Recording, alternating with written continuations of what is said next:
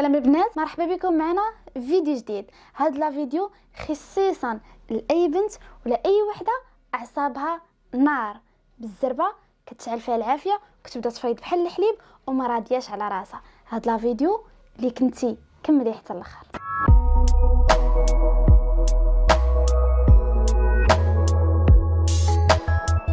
تراكي بغيتي تبدلي وبغيتي تكوني انسانه كالم وهادئه ومرتاحه، الوغ نصيحتي ليك هي هذه. اول حاجه باش انك تقدري تكوني انسانه هادئه خاصك تحاولي تحكمي في المشاعر ديالك، حيت المشاعر ديالنا هما اللي كيعطيونا داك الاحساس بالاعصاب، بالعدوانيه، بالحقد.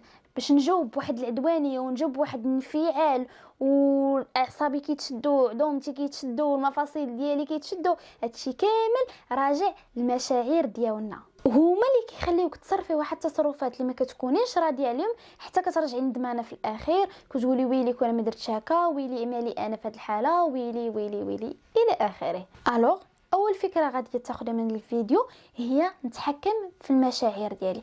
غتسوليني كيفاش انني نتحكم في هذه المشاعر ديالي، غنقول لك كملي هذا الفيديو حتى الاخر وغتفهمي مزيان وغتعلمي كيفاش ما تعصبيش وكيفاش ما تكونش عندك ردة فعل انفعاليه وتبقاي بليني وغتبقاي في الامراض الى اخره. عندي لك بعض الحلول كنتمنى انك ديري بهم. الوغ اول حاجه غادي ديري تجلسي مع راسك، تعرفي شنو هما الحوايج اللي بصح كيعصبوك، شنو هما الحوايج اللي بصح كيقلقوك، شنو هما الحوايج اللي ما كتبغيهمش، شنو هما الحوايج اللي في الانتوراج ديالك كتحسي بهم كيمرضوك ديال بصح. نجلس مع راسي نقول من راسي هكا، راسي طن طن طن طن طن، صافي انا دابا عرفت شنو هو المشكل ديالي، ندوز ليطاب الثانيه نقلب على الحل لهاد المشاكل ديالي ونبدا نقسم المشاكل ديالي درجات.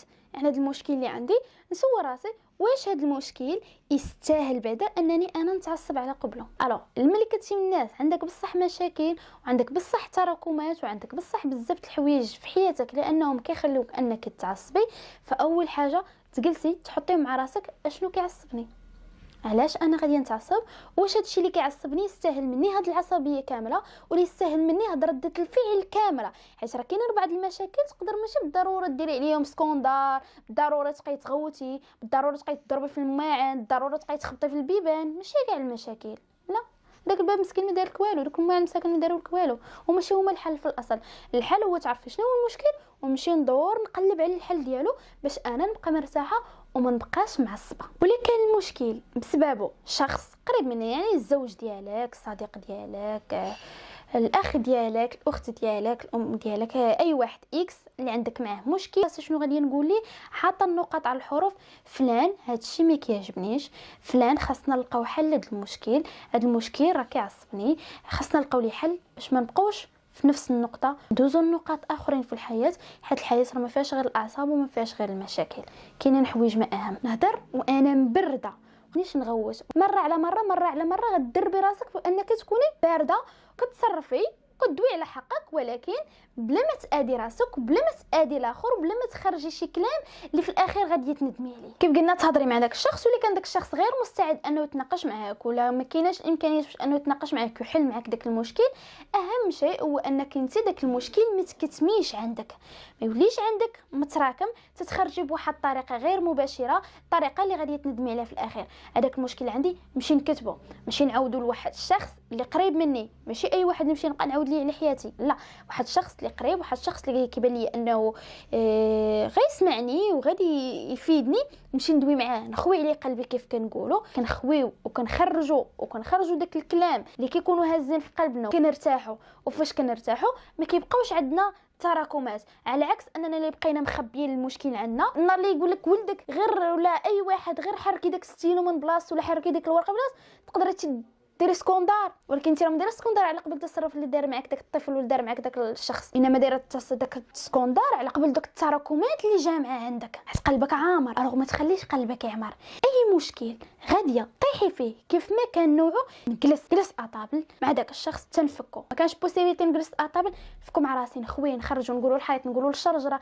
المهم هو ما نكتمش نخوي، حيت لما مشيتي تجمعتي عندك كتولي كتخرجي داكشي بلا ما تحسي، بعدوانيه بعصبيه، ومع اي واحد ومع اي شخص واخا يكون داك الشخص مسكين راه ما داير لك حتى شي حاجه، ولكن انت غير كتخرجي فيه داكشي اللي جامعه عندك لداخل. تكالما ونبرد على قلبي ومنخليش راسي كنجمع تنولي ندير في شي حاجه اللي ما راضياش عليها وندمانه في الاخير. وديري في بالك راه الناس ما كيعذروش، راه ما غاديش يقولوا لا راه مسكينه عندها ظروف ولا راه مسكينه عندها تراكمات ولا لا، حتى شي حد ما غادي يعذرك. بالعكس اي تصرف تصرفتي معاهم ما هواش ولا تصرفتي معاهم بواحد ردة الفعل على شي مشكل اللي هي خايبه ولا خرجتي واحد الكلام جارح ولا دويتي واحد الالفاظ ما هماش، كياخذوا عليك غير نظره خايبه، واني متاكده انهم ما غادينش يعذروك. وعاد داك الشخص اللي كيكون عندك معاه مشكل ولا شي حاجه كتبقاي انت معصبه وكتبداي تهضري معاه وكترعدي وكتفقسي ما كيسمعكش، كيعطيش كلامك اهميه، كتبقاي غير انت تحرقي من الداخل. واخا تكوني انت هي الضحيه في القصه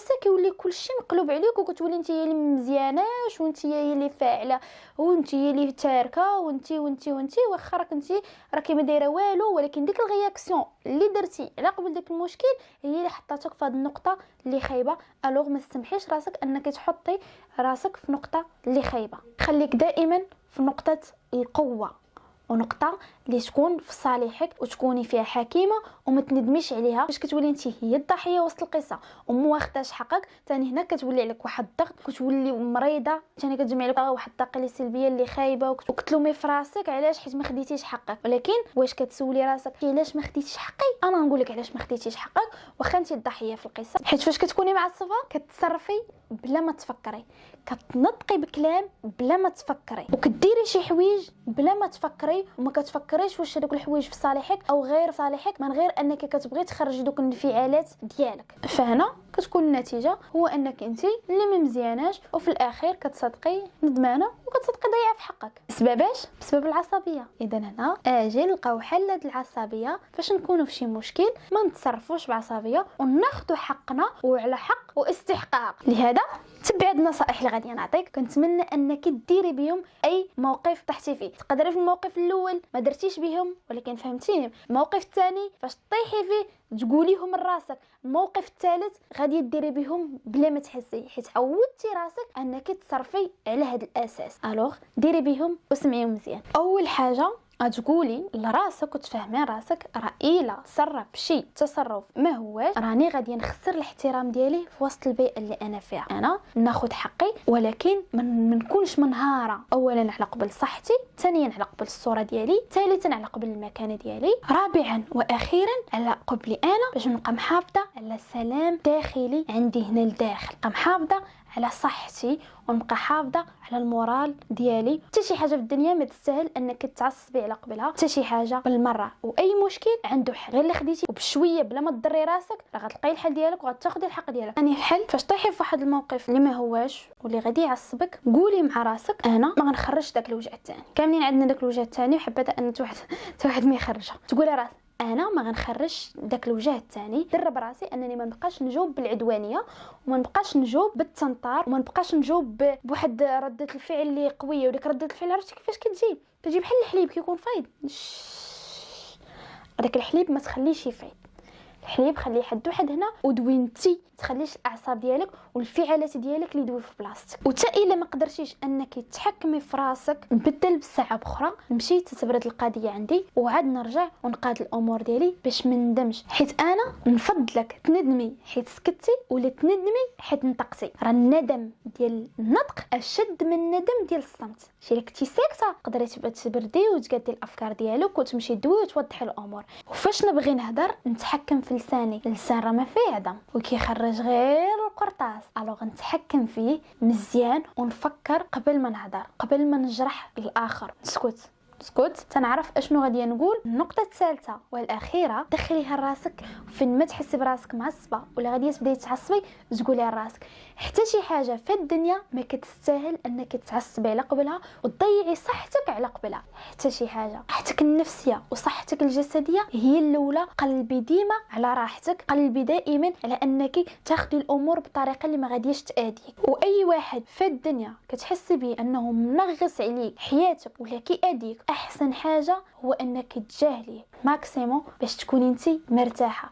راه السلام الداخلي والنفسيه ديال الانسان راه اهم حاجه عنده. الوغ يحافظ عليها. البنات حافظوا على صحتكم، حافظوا على النفسيه ديالكم، ديروا الماكسيموم على قبل روسكم ماشي على قبل الاخرين. راه الا تعصبتي راه داك الشخص راه ما غيفيدك بحتى شي حاجه. هذاك الشخص اللي غتعصبي على قبله ما يستاهلش منك هذيك الطاقه الخايبه اللي غتعطيها لراسك وتبقاي مريضه ومضيعه نهارك ومضيعه صحتك ومضيعه بزاف د الحوايج. لا، ما نبقاش معصبه. كذلك كاين النوعيه ديال الناس اللي ما كتحكمش في راسها، تبدا ايطاب باغ ايطاب، شويه بشويه. اليوم غوت دويت بجد، الوغ المشكل الجاي نحاول ندوي بشويه، المشكل الجاي ما ندخلوش راسي بزاف وما ندخلش الامر عندي لداخل. كيف قلت لكم ما تبقاوش تجمعوا، ما تبقاوش تراكموا المشاكل عليكم. راكم بهذه الطريقه كتاديو روسكم بزاف. حتى شي حاجه في الدنيا ما كتستاهل، حتى شي حاجه ديال بصح في الدنيا ما كتستاهل نهائيا. وصلنا لنهايه الفيديو، كنتمنى انكم استفدتوا معايا في هذا الفيديو. كانت معكم ساميه، تلاقاو في فيديو جديد.